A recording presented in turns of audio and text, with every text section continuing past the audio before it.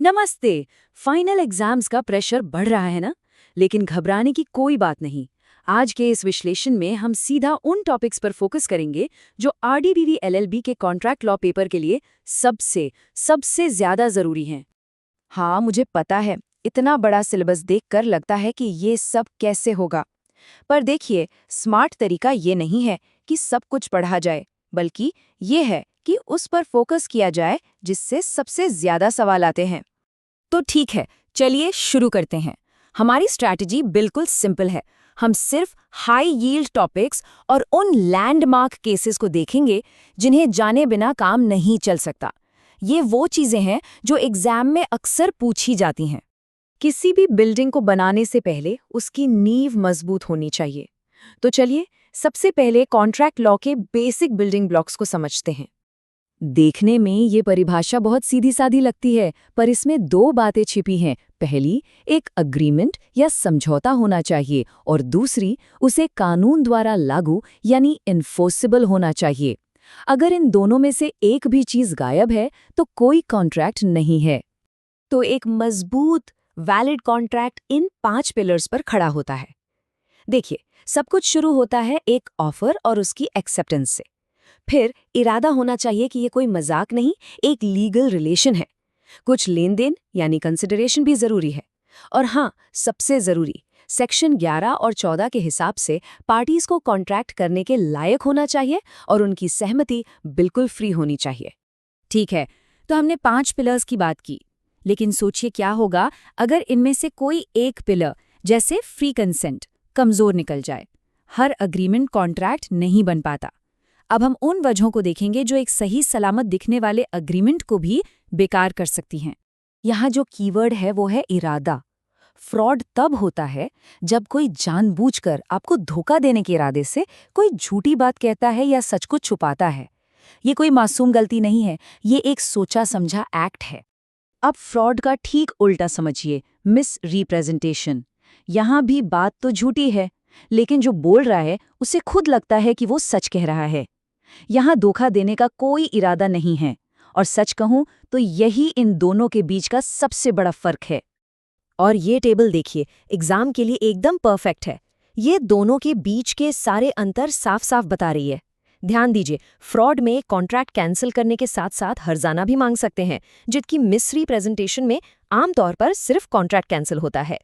ये लॉ का एक बहुत ही मजबूत सिद्धांत है, जिसे एक लैंडमार्क केस ने हमेशा के लिए सेट कर दिया। वॉइड एब इनिशियो का मतलब है शुरू से ही जीरो। मतलब कानून की नज़र में ऐसा कोई अग्रीमेंट कभी हुआ ही नहीं।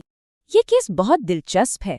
इसमें कोर्ट ने एकदम साफ कर दिया कि क्योंकि एक माइनर में कॉन्ट्रैक्ट करने की कैपेसिटी ही नहीं होती, तो उसका किया हुआ हर एग्रीमेंट पूरी तरह से शून्य है। कमाल की बात तो ये है कि पैसे देने वाले को पता था कि वो एक माइनर है, फिर भी वो अपना पैसा वापस नहीं ले पाया।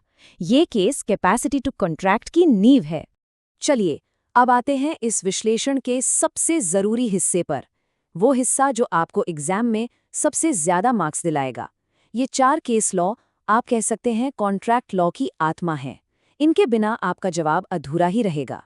देखिए, ऑफर और एक्सेप्टेंस को समझने के लिए ये 2 केस एक सिक्के के 2 पहलुओं की तरह हैं।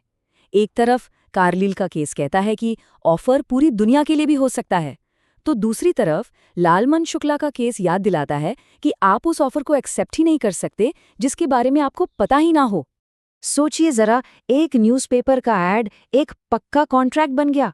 कोर्ट ने कहा कि ये कोई मजाक नहीं था, ये एक जनरल ऑफर था जो पूरी दुनिया के लिए खुला था, और जो भी इसकी शर्तें पूरी करेगा माना जाएगा कि उसने ऑफर एक्सेप्ट कर लिया। अलग से कुछ कहने की जरूरत ही नहीं।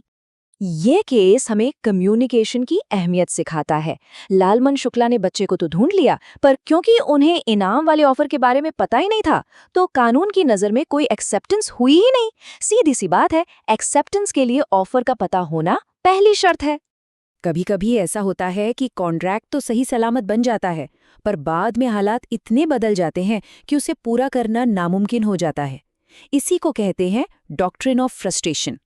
इस केस में सरकार का जमीन ले लेना एक ऐसी ही घटना थी जिसकी वजह से कॉन्ट्रैक्ट अपने आप खत्म हो गया। तो अगर कोई कॉन्ट्रैक्ट तोड़ दे तो नुकसान का हिसाब किताब कैसे होगा? सुप्रीम कोर्ट ने इस केस में एक गोल्डन रूल बना दिया।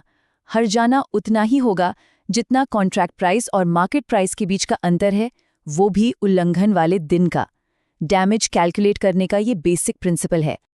बहुत बढ़िया, हमने सारे कॉन्सेप्ट्स और केस लॉ समझ लिए हैं। अब सबसे ज़रूरी बात, इस सारी जानकारी को एग्जाम में एक ज़बरदस्त आंसर में कैसे बदलना है। ये एक तरह से आपका विनिंग फॉर्मूला है। हमेशा डेफिनेशन से शुरू करें, सेक्शन नंबर जरूर डालें, इससे अच्छा इंप्रेशन पड़ता है। अपनी बात को साबित करने के लिए केस लॉ का इस्तेमाल करें और आखिर में एक छोटा मजबूत निष्कर्ष दें। यकीन मानिए, इस स्ट्रक्चर से आपका आंसर बाकियों से अलग दिखेगा और आपको पूरे नंबर मिलेंगे। और जाते जाते एक सवाल छोड़ जाता हूँ। हमने जो भी केस पढ़े वो 100-125 साल पुराने हैं, पर जरा सोचिए, क्या कार्लिल के ऐड वाला सिद्धांत आज के ऑनलाइन शॉपिंग पर लागू नहीं होता? ये पुराने कानून आज भी हमारे रोज के वादों और लेन देन को कैसे कंट्रोल कर रहे हैं? इस पर जरूर सोचिएगा।